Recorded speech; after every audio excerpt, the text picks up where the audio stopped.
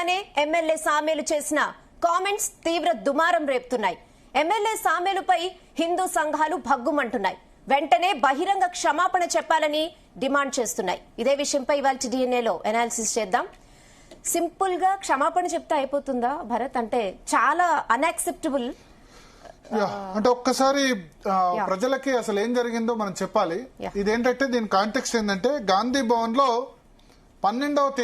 12 మార్చి రోజు Kavvampalli Satyanarayana Congress party PCC SC Morcha అధ్యక్షుడిగా పదవి బాధ్యతలు స్వీకరించారు గాంధీ భవన్ బయట. సో చాలా మంది అటెండ్ అయ్యారు. ఆ విజువల్ చూస్తే దానిలో మంత్రులు పొన్నం ప్రభాకర్, అడ్లూరు లక్ష్మణ్, వివేక్ వెంకటస్వామి, పిసిసి చీఫ్ మహేష్ కుమార్ గౌడ్, ఇట్లా చాలా మంది ఆ కార్యక్రమానికి అటెండ్ అయ్యారు.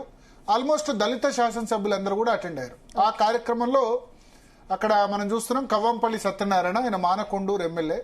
నిజానికి మన మంత్రి పదవి రేసులో కూడా ఉండే, మంత్రి పదవి ఆయనకు రాలేదు, అడ్లూరు లక్ష్మణ్కి ఇచ్చారు. ఎందుకంటే మాదిగ సామాజిక వర్గానికి సంబంధించి 6 ఎమ్మెల్యేలు ఉన్నారు, మాకు ఎవరికైనా ఒకళ్ళకి ఇవ్వండి అని వీళ్ళు అడిగితే కనుక కాంగ్రెస్ హైకమాండ్ ఇచ్చింది. సో ఆయనకు మంత్రి పదవి ఇవ్వలేదు కాబట్టి కవ్వంపల్లి సత్యనారాయణకి ఆయన ఎస్సీసెల్ చైర్మన్ గా అపాయింట్ చేసింది. సో ఆయన గాంధీ భవన్ లో పదవి బాధ్యతలు తీసుకునే సందర్భంగా చాలా మంది వచ్చారు, చాలా రాజకీయ నాయకులు ప్రసంగాలైనాయి. సో ఏ కార్యక్రమంలో అయినా ఏం జరుగుతుంది, జ్యోతి ప్రజ్వలనో లేకపోతే ఏదో కార్యక్రమం జరుగుతుంది. సో అదే సందర్భంలో అక్కడ బ్రాహ్మణులు వేద మంత్రాలు పఠించారు, ఆయనకు ఆశీర్వచనం ఇచ్చారు. ఒకసారి ఏం ఆశీర్వచనం ఇచ్చారో చూద్దాం. బ్రాహ్మణో వై సర్వా దేవతాః సర్వాభిరేవైనం దేవతాభిరుద్ధరతే యావతైర్వై దేవతాస్తాః సర్వా వేద విధి బ్రాహ్మణే వసంతే తస్మాత్ బ్రాహ్మణేభ్యో వేదవిభ్యో దివే దివే నమస్కుర్యాన్న శ్రీలంకేత్తయే శతమానం భవతి శతాయుః పురుషः శతేంద్రియः ఆయుష్యేవేంద్రియే ప్రతిష్ఠతి దీర్ఘాయు. సో ఎక్కడైనా ఎవరికైనా ఆశీర్వచనం ఇచ్చేటప్పుడు ఏం చదువుతారంటే శతమానం భవతి శతాయు పురుష శతేంద్రియే ఆయుష్యేవేంద్రియే ప్రతిష్ఠతి దీర్ఘాయుష్మాన్ భవ అని ఆశీర్వదిస్తారు. సో ఆ ఎమ్మెల్యేను వాళ్ళు పిలిపించుకున్నారు, ఎమ్మెల్యేను అంతే కదా, ఎమ్మెల్యే పిలిపించుకొని అక్కడ ఉన్న బ్రాహ్మణులతో ఆశీర్వచనం చేయించుకున్నారు. ప్రతిసారి జరుగుతుంది. ఓకే, సో దాని మీద ఆ తర్వాత మందుల సామ్యాలకి మాట్లాడే అవకాశం ఇచ్చారు. దాని తర్వాత ఒకళ్ళిద్దరు మాట్లాడారు, మందుల సామ్యాలకి మాట్లాడే అవకాశం ఇచ్చారు. మందుల సామ్యాలు తుంగతుర్తి ఎమ్మెల్యే, ఆయన ఏమన్నాడో ఒకసారి విందాం. దళితులకు భారతదేశంలో ప్రమాదం పొంచి ఉన్నది. ఆదివాసుల అడవి కాలిపోతా ఉంది, మన జాతి నిర్మాణం కూలిపోతా ఉంది. మనవాద వ్యవస్థ మన ఇంటికి వచ్చింది. ఇప్పుడు ఆయన బాబురావు ముచ్చట చదివిండు, ఆడు లంచగొడకరావు తెలియదు, ఎవరి కొడుకరావు తెలియదు. ఈ వ్యవస్థ ఇట్లా ఉంది. అందుకోసమని నేను మీ అందరి మనవి చేస్తా ఉన్నా, 1974 దేశమంతా ఎమర్జెన్సీ ఉన్నా ఇక్కడ ఆంధ్రప్రదేశ్ లో కాంగ్రెస్ పార్టీ నాయకత్వంలో ఎమర్జెన్సీ జరగలే.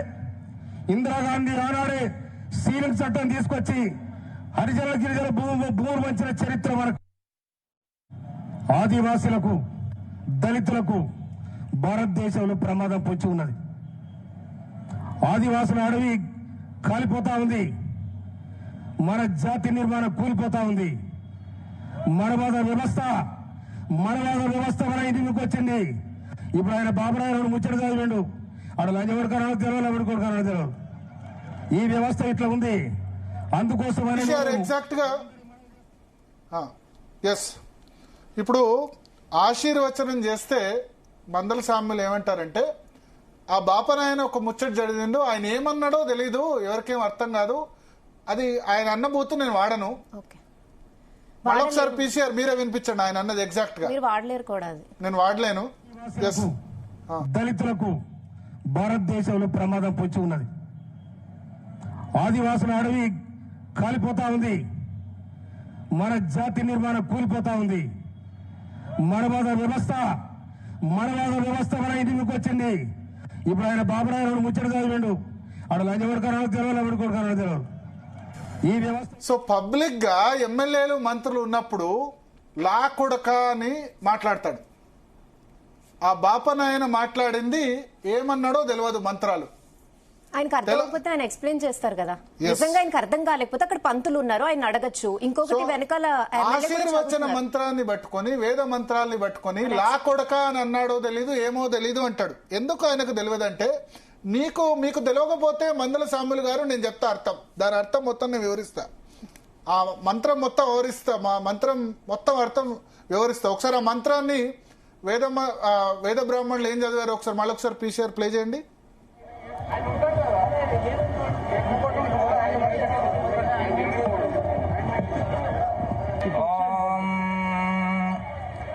यो वैतां ब्रह्मणो वेद अमृतेनावृतां पुरीं तस्मै ब्रह्मज आजुकीर्तिं प्रजां दतुः भागते येनैवैनं प्रणयति. ఇక్కడ వరకు నా అర్థం నేను చెప్తా.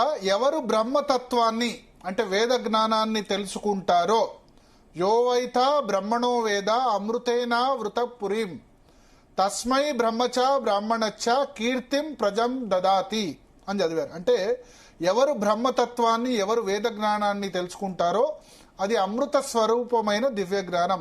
అలాంటి జ్ఞానం కలిగిన వారికి బ్రహ్మదేవుడు వేదజ్ఞులు వారికి మంచి పేరు కీర్తి సంతానం సంపద కలగాలని ఆశీర్వదిస్తారు. ఇది దాని అర్థం. ఎస్ ఇంకా ఇంకా ఇంకా కూడా చదివారు. ఎస్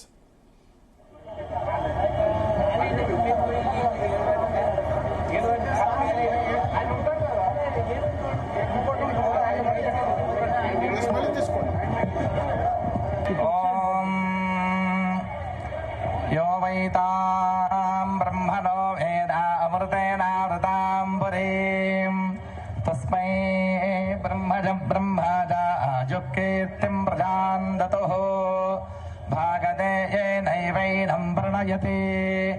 ब्राह्मण आदुषेयमुद्धरेत् ब्राह्मणो वै सर्वा देवताः सर्वाभिरेवैनं देवताभिरुद्धरति.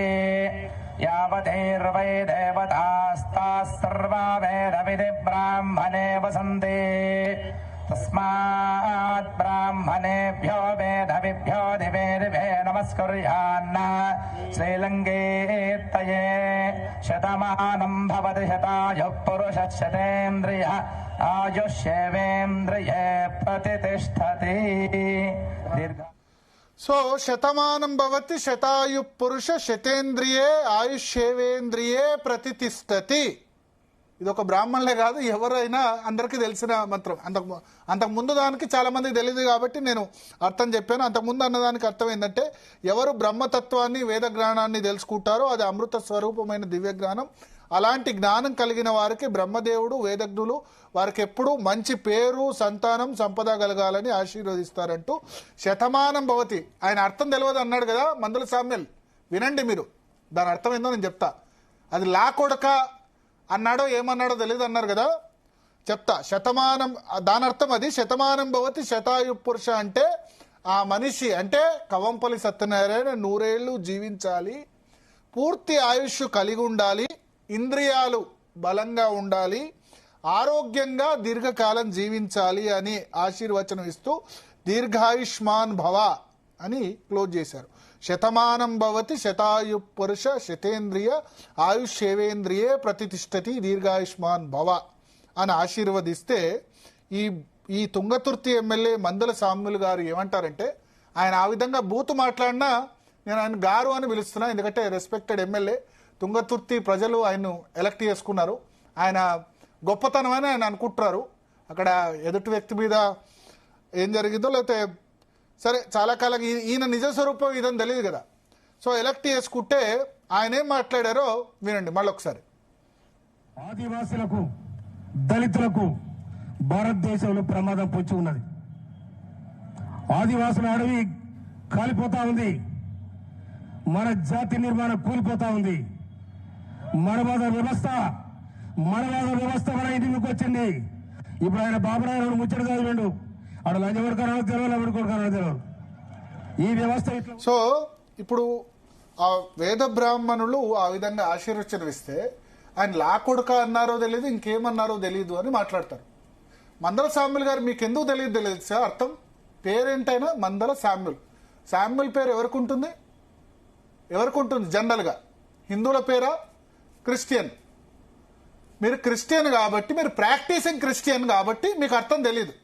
కానీ హిందూ మతంలో ఉన్న వాళ్ళకి, మా హిందువులందరికీ, ఇన్ఫాక్ట్ హిందూ మతం కాని వాళ్ళకు కూడా దాని అర్థం తెలుసు. శతమానం తెలుసు కదా. ఆయన మాకు అర్థం తెలీదు, అది లాకొడు అంటే వేద మంత్రాన్ని పట్టుకొని దాని అర్థం తెలీదు అని.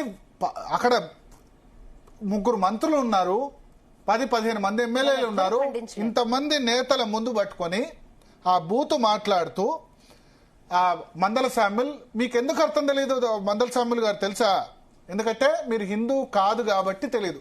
తెలియకపోతే తెలుసుకోండి. మీరు శామ్యుల్ అనే పేరులోనే క్రిస్టియానిటీ ఉంది. మీరు రాజ్యాంగం గురించి మాట్లాడుతున్నారు కదా. రాజ్యాంగం ప్రకారం మతం మారితే, మీరు దళితుడుగా చెప్పుకొని దళిత కాన్స్టిట్యున్సీలో ఎమ్మెల్యేగా గెలిచారు, తుంగతుర్తి ఎమ్మెల్యేగా. నిజానికి ఆయన క్రిస్టియన్ అయితే మతం మారితే గనక క్రిస్టియన్ బీసీసీలోకి వస్తారు, దళితులు కారు. కానీ వీళ్ళు ఏం చేస్తున్నారంటే హిందూ దళితుల పొట్టగొడుతున్నారు. మతం మారినా సరే ఇంకా దళితులనే చెప్పుకుంటున్నారు.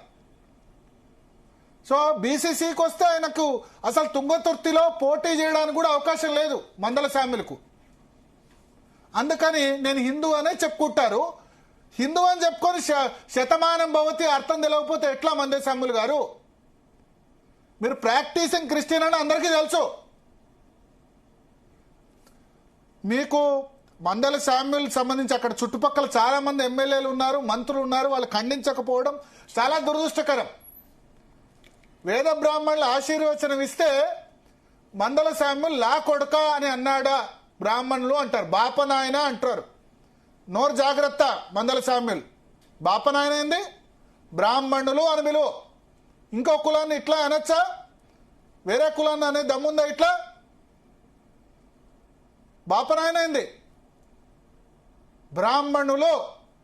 నీకు తెలియకపోతే నీ చదువు నేర్పిన గురువులు తెలియకపోతే చెప్పండి వాళ్ళకి సంస్కారం.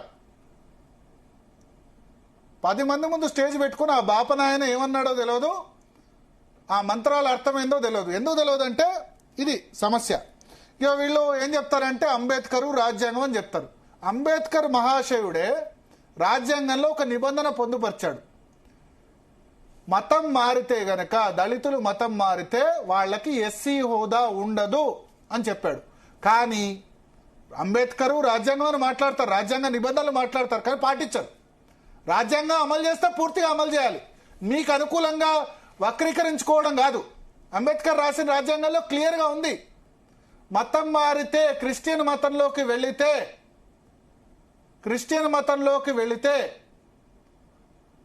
వాళ్ళకి, దళితులకి ఎస్సీ హోదా ఉండదు. ఎందుకు వాళ్ళకి షెడ్యూల్డ్ క్యాస్ట్ హోదా దళితులకు ఇచ్చారంటే హిందూ మతంలో అంటరానితనం ఉంది అని. కాబట్టి వాళ్ళకి దళితులు ఎస్సీ సర్టిఫికేట్ వస్తుంది. ఎప్పుడైతే క్రిస్టియానిటీకి వెళ్తే క్రిస్టియానిటీలో అంటరానితనం లేదు కాబట్టి అది వాళ్ళు దళితుల కిందికి రారు మతం మారితే. సో అందుకనే రాజ్యాంగ నిర్మాతలు ఏం చేశారంటే క్రిస్టియానిటీలో అంటరానితనం లేదు కాబట్టి, మళ్ళీ సిక్కిజంలో ఉంది. మతం మారి సిక్కిజం తీసుకుంటే, లేకపోతే జైనులైనా లేకపోతే వేరే మతం తీసుకుంటే కనుక దళితులైనా వాళ్ళకి దళిత హోదా ఉంటుంది. బట్ క్రిస్టియన్ మతంలోకి వెళితే వాళ్ళకి దళిత హోదా ఉండదు. వాళ్ళు బీసీసీ కింద వస్తారు. బీసీసీ కూడా మన రాష్ట్రంలో 1% ఉంది. Converted Christians BCC backward caste కిందకి వస్తారు. ఈ లెక్కన మందల శామ్యుల్, నిజానికి ఒక్క మందల శామ్యులే కాదు, చాలా మంది, వేలాది మంది కన్వర్ట్ అయిన వాళ్ళు బీసీసీ సర్టిఫికేట్ తీసుకోవాలి. కానీ రాజ్యాంగం గురించి గంటల లెక్చర్ ఇచ్చేవాళ్ళు వాళ్ళే ఫాలో గారు. ఎందుకు? ఇప్పుడు ఆయన తుంగతుర్తి నుంచి ఎమ్మెల్యే, తుంగతుర్తి రిజర్వ్డ్ ఫర్ ఎస్సీస్. ఆయన మతం మారితే ఆయన బీసీ అవుతారు, తుంగతుర్తి నుంచి పోటీ చేయడానికి అర్హులు అవుతారు. ఎస్సీ సర్టిఫికేట్ ఏమో కావాలి, కానీ హిందూయిజాన్ని పాటించరు. హిందూయిజాన్ని పాటించకపోతే పర్లేదయ్యా, హిందూయిజం మీద నోరు పారేసుకోవడం ఎందుకు? వేద మంత్రాల మీద నోరు పారేసుకోవడం ఎందుకు? మందల శామ్యుల్ బ్రాహ్మణులను పట్టుకొని బాపనోడు అని మాట్లాడతారు. ఇదే మాట వేరే కులం నాన్న అంటే గిట్ట ఊరుకుంటారా? అంటే మీకు అప్పర్ క్యాస్ట్ కాబట్టి ఓకే బ్రాహ్మణులు ఏమన్నా చెల్తా, మనువాదం ఏదో లెక్చర్లు ఇస్తారు ఇక, మనువాదం అది ఇదని. ఇప్పుడు ఉందో లేదో మనువాదం ఏందో తెలియదు, కానీ దళిత దొరలు అయితే ఉన్నారు కొద్దిమంది. ఓకే, ఒకటే కుటుంబం నుంచి 4-5 ఎంపీలు ఎమ్మెల్యేలు అయ్యే వాళ్ళు ఉన్నారు. కింది స్థాయి దళితుల్ని తొక్కేస్తున్నారు. అర్థమైందా? ఈ మందల శామ్యుల్ రేవంత్ రెడ్డి చెప్పాడు ఆయన దగ్గర 50,000 రూపాయలు కూడా లేవు ఎమ్మెల్యే ఎలక్ట్ అయ్యే ముందు 2023లో అని చెప్పాడు. ఈ 3 సంవత్సరాల్లో ఆయన ఆస్తి ఎంత చెప్పండి? మొత్తం చాలా ఆరోపణలు ఉన్నాయి. మొన్న తుంగతుర్తిలో మున్సిపాలిటీస్ ఓడిపోయినాడు. తిరుమలగిరి కాన్స్టిట్యున్సీ మోత్కూరులో ఒక మున్సిపాలిటీ ఓడిపోయినాడు. ప్రజలు 2 ఏళ్లలోనే అతన్ని చీకొట్టారు. కాంగ్రెస్ పార్టీ అంతా గెలిస్తే తుంగతుర్తి కాన్స్టిట్యున్సీలో ఓడిపోయినాడు. ఆయన వచ్చి ఇప్పుడు మాట్లాడుతున్నారు. దయచేసి హిందువులారా దయచేసి ఇటువంటి వాళ్ళని మనం తిప్పికొట్టకపోతే, మన మతాన్ని మనం సంరక్షించుకోకపోతే, మన మతం మీద ఇటువంటి కామెంట్ చేసే వాళ్ళని ఊరుకోకపోతే మందల శామ్యుల్ బహిరంగంగా హిందువులకు క్షమాపణ చెప్పాలి, బ్రాహ్మణులకు క్షమాపణ చెప్పాలి. ఓన్లీ క్షమాపణ అడుగుతున్నారు హిందూ సంఘాలు, అది కరెక్ట్ కాదు. అసలు నెక్స్ట్ టైం అట్లా అనకూడదు ఎవరు అనేది ఉండాలి. క్షమాపణ చెప్తే సరిపోతుందా ఆయన అన్న బూతులకి? ఇంకా మరి సస్పెండ్ చేయాలి. మరి కులాల మధ్య కాదు, ఇది ఫ్యాషన్ అయిపోయింది నిజంగా. ఆయన ఎమ్మెల్యే అయితే ఏమైనా మాట్లాడతాడు. నిజంగా రేవంత్ రెడ్డి గారు ఆయన సస్పెండ్ చేస్తే రేపు ఇంకొక ఎమ్మెల్యే ఇట్లా మాట్లాడకుండా ఉంటాడు. ఈ మధ్య చాలా ఫ్యాషన్ అయిపోయింది. మతం, కులం ఇవే అవుతున్నాయి అంతా. దయచేసి దీన్ని మీరే తగ్గించగలరు. హిందువులు కూడా క్షమాపణ చెప్తే సరిపోతుంది అన్నారు, అది కరెక్ట్ కాదు. క్షమాపణ చెప్తే ఎట్లా ఎవరినైనా బూతు తిట్టి సారీ చెప్పేస్తే అయిపోతుందా? వాళ్ళ గవర్నమెంట్ ఉంది, వాళ్ళ గవర్నమెంట్ కేసు పోలీస్ స్టేషన్ లో కేసు పెట్టినా ఫైల్ చేస్తారు, అరెస్ట్ చేస్తారు. వేరే వ్యక్తి అరెస్ట్ చేశారనుకోండి, వేరే వ్యక్తి ఇటువంటి కామెంట్ చేశారనుకోండి, ఏం చేస్తారు? వేరే వ్యక్తి ఇటువంటి కామెంట్ చేస్తే వాళ్ళని డెఫినెట్ గా ఈ కులాన్ని కించపరచడానికి కేసు పెట్టడానికి అవకాశం ఉంది. ప్రభుత్వం కాంగ్రెస్ ప్రభుత్వం ఉంది కాబట్టి పోలీసులు ఆ డేర్ చేయరు. ఇక పెట్టుకుంటే ప్రైవేట్ కేసులు పెట్టాలి. నిన్న నాకు ఒకళ్ళిద్దరు రాత్రి ఫోన్ చేశారు. సో వేలాది మంది, వందలాది మంది అక్కడ ఉన్నారు. 10ల సంఖ్యలో ఎమ్మెల్యేలు, మంత్రులు ఉన్నారు. ఒక్కళ్ళు కూడా మాట్లాడలే. వాళ్ళందరూ తప్పు చేసినట్టు యాక్చువల్లీ వాళ్ళందరూ సరే, వాళ్ళు ఏం విన్నారో లేదో కానీ అబ్జెక్షన్ వాళ్ళకి అనిపించలేదు. కానీ చూడండి పాపం కవ్వంపల్లి సత్యనారాయణ ఎవరైతే ఆయన ఎస్సీ సెల్ చైర్మన్ గా బాధ్యతలు స్వీకరించారో ఆయన పిలుచుకున్నారు. నాకు ఆశీర్వచనం ఇవ్వండి అని వేద బ్రాహ్మణులు పిలిపించుకున్నారు. ఆశీర్వచనం తీసుకున్నారు, బొట్టు పెట్టుకున్నారు. మరి ఆయన ప్రొటెక్ట్ చేసుకోవాల్సింది. బొట్టు పెట్టుకున్నారు ఆయన. ఈయనకేం ప్రాబ్లం వచ్చిందో? నీకు ఇష్టం లేకపోతే మందుల సామ్యాలు మీకు ఇష్టం లేకపోతే మీరు విలువకండి, మీరు వేద మంత్రాలతో చేయించుకోకండి. మీరు ఏ భాషలో ఉందో తెలియదు, సంస్కృతం తెలియకపోతే ఎట్లా అండి? మందుల సామ్యులు గారు, నేను వేరే మత గ్రంథాలను అవమానించాను. I respect Quran, I respect Bible Hebrew భాషలో రాశారు, కానీ తెలుగులో కూడా అనువాదం అయింది. ఓకే, మీరు బైబిల్ చదువుతున్నారు కదా, మీరు ప్రాక్టీసింగ్ క్రిస్టియన్ అని నాకు తెలిసి ఒప్పుకోరు. కానీ మొన్న ఏపీ శాసనసభలో కూడా శాసన మండలి చైర్మన్ మోషన్ రాజును క్రిస్టియన్ అంటే నేను క్రిస్టియన్ కాదు హిందూ అని ఆయన చెప్పుకున్నారు.